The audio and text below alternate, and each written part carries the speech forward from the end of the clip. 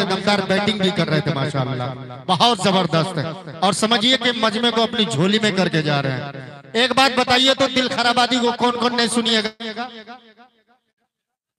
देखिए उधर देखे आप, जाइए आप घर जाइए।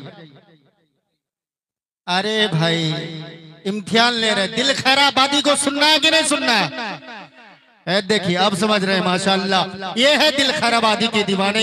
एक मरतबा मचल के बोल दीजिए सुभान अल्लाह। अब उस शेर की बारी है जिसको आपको सुनना है। माशाअल्लाह बहुत बेहतरीन खतीब, बहुत बेहतरीन मुसन्निफ भी हैं, जो कई किताबों को अपने खूबसूरत कलम के नोक से लिखकर अवामुन्नास के हवाले कर छोड़ दिए हैं, जिनसे लोग इस्तिफादा कर रहे हैं। अल्लाह तबारक व तआला हजरत वाला को उम्र खिज़र अता फरमाए। ये शेर कहूंगा कि हजरत जब सामने रहते हैं कि सिपह सालार के हाथों का खंजर कांप जाता है। अरे बोलिए ना सुभान अल्लाह। सिपह सालार के हाथों का खंजर कांप जाता है, सिपह सालार के हाथों का खंजर कांप जाता है। हमारा नाम सुनता है तो लश्कर कांप जाता है। हमारी खामोशी को बुज़दिली का नाम मत देना, हमारी खामोशी को बुज़दिली का नाम मत देना।